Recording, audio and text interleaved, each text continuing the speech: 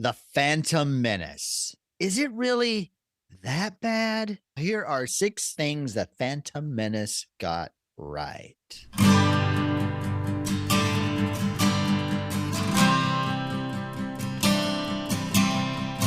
Jay, Yeah.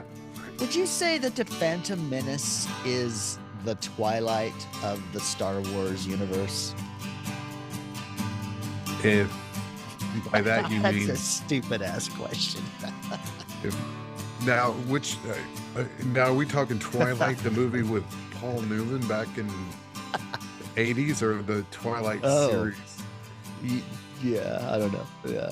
Well, either way, 'Cause they both suck. So yeah, but I think Twilight really sucked. The Phantom Menace, it's slow because there's a lot of politics in it, but there's some also not politics in it. And those are my favorite part, was the not politics. I kind of agree that it's the hatred of it is overrated. It's better than it gets credit for. And I found this article by a human on, well, Noah, you found the article and you sent it to me, and I immediately jumped on it 11 months later. Yes, you did. Better, So better late than sorry, right? What? Yeah. Wait, better late than Yes, better late than sorry. I couldn't agree more. I couldn't agree more. I couldn't be. Wow. And this is from CNN of all places. You know what? Yeah. Fake news. I'm out. We'll see you in the next Yeah. round of. No, Brian Lowry from CNN.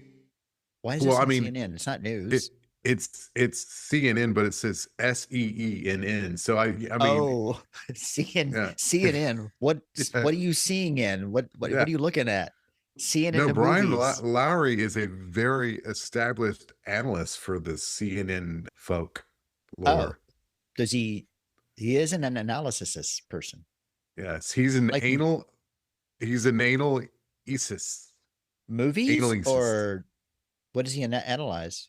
Oh, you know, things. All right. All right. All right. It's stuff. And Jay knows Star Wars better than I do. So we'll read the list and then he will give his thoughts and then I will make fun of him. Number 6. No. Sorry, go ahead. Number 5. Number 6, The Emperor's Long Game. And what a long game it was. It was. It's longer than we had thought it was going to be, because it extended. He spent, and I guess even when you got into the later movies, it even seemed even more genius. One of my favorite lines from Dune is plans within plans within plans. And that's kind of what Darth Sidious had. Yes. The long game. As we know, he spent all that time undermining the Republic. And meanwhile, he was pulling the strings in the background to set up the Order 66. Is it Order 66? Where they killed all the Jedi. That was just sad. Yeah. And he trained young Anakin and brought him over to the dark side. He used Anakin's love for Padme against him. And basically, Emperor Palpatine was a dick. I mean, really, just not a great guy. But he did. That's what it did set up the long game. And again, much longer than we anticipated with what happened in the Rise of Skywalker. Yeah, because well beyond just realizing what Anakin was and manipulating him. Yeah. Did you know? I'm trying to remember if I knew, like during the whole movie, that Palpatine was the Emperor. Because now it seems obvious. Like, how could you not see that? Well, I knew, just because I knew him as I knew the face. I knew who it was. Okay. Because it was the same actor from the third, from Return of the Jedi. Gotcha. So, but what amazes me is he was, I don't know how old he was in Return of the Jedi, the actor, but that he was able to come back in the prequel series, and he actually, they made him look younger you Yeah. know, and he probably was closer to the age of Palpatine in the prequel series than he was in the Return of the Jedi. So he's got that going for him, which is Which nice. is nice. Yeah. Number 5, the Nope. digital effects. Yes. We the Yeah. at the time seemed like the best part of the movie Yeah. at the time. Yeah. I'm going Number to say something very controversial here. A lot of people are purists when it comes to Star Wars. How Yeah. the fact that George Lucas kept going back and adding things to the previous movies and adding new digital effects and scenes and the such. And my opinion on that, and a lot of people are not happy about that, but my opinion on that is it's his fucking movies Do what it was. and he's an artist. And if an artist doesn't feel like he's done, then the artist gets a chance to expand upon it. And I have no issue with it whatsoever, but a lot of people did. What about this changing the Force Ghost at the end to Hayden Christensen? I didn't have a problem with that either, because what made sense about it is when he died, he looked like he did when he died. When he moved into the Force, when he moved over to the dark side, he was young. He was young Anakin. He was younger. And so that Anakin died. So that Murdered. That Anakin got to move on. And I mean, so I had no issue. I didn't really have a big issue with that. The only issue I had with him was with all the adding the things with in Return of the Jedi, when it was Palpatine was about to kill Luke Skywalker. Vader had enough of it. And in the original, he just silently watched, and you could feel very well done. You could feel like he's had enough. So he just picks up Palpatine and throws him off the thing. But Lucas added in no, which Yeah. to me fucking ruined the scene. Like, you don't need that. You don't need him to do that. Great job But by David Prowse showing that emotion behind a mask. exactly, I agree. Yeah. Good there. Number 4, No, Mace Windu. the greatest addition to the Star Wars franchise since, no, I was going to say since The Mandalorian, but actually The Mandalorian was much later. So I stand erected. I Corrected. bet you do. Well, then we're about halfway through the list, Jay. What do you think about stopping down and having ourselves a little bit of toast? I think that is a great idea. And may I do the toast? You may very much. I'm going to do a it. toast that I'm going to make up on off the top of my head, which can go one of two ways, good or bad, dark or light. Ooh. So here's to Star Wars. It's the best kind of wars because it's not real, because it's fake. I would also like to say, here's to Star Wars. Here's to drinking.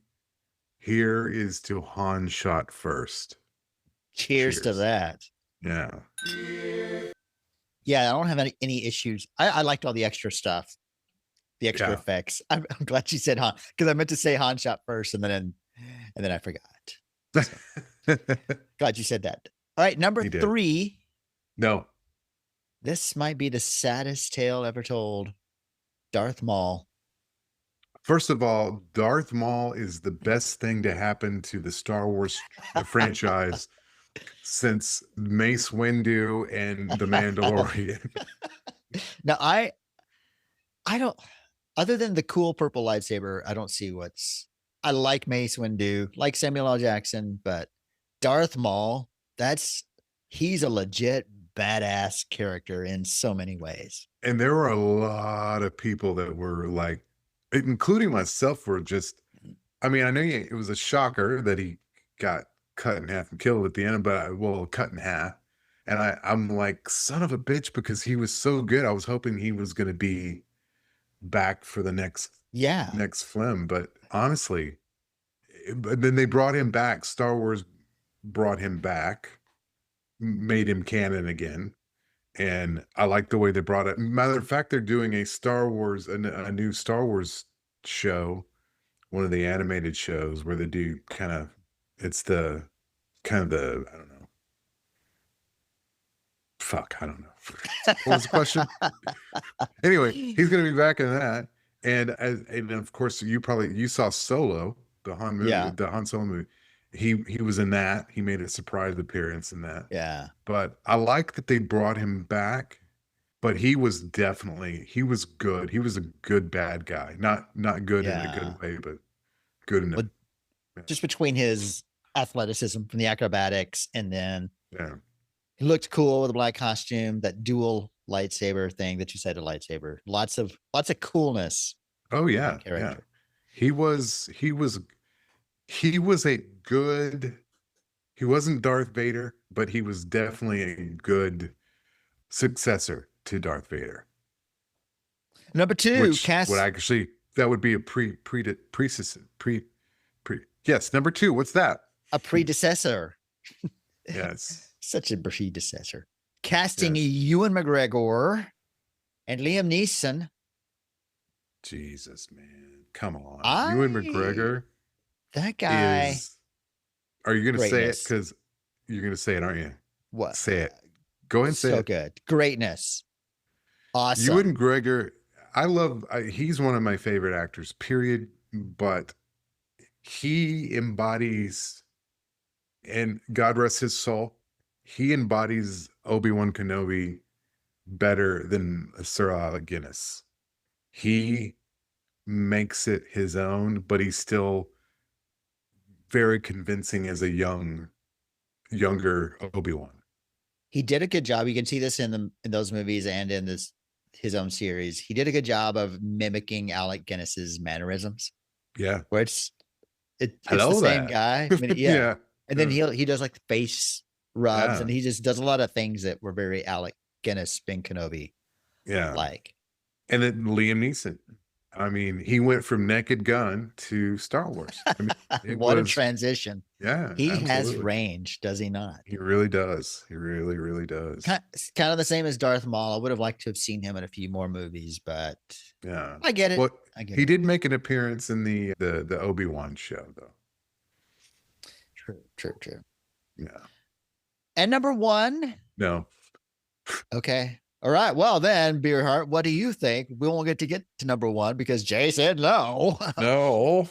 Yeah, number 1. Lightsaber duels. Yes. Very good. They took Star Wars lightsaber duels to a new level, and it's only gotten more elaborate or better.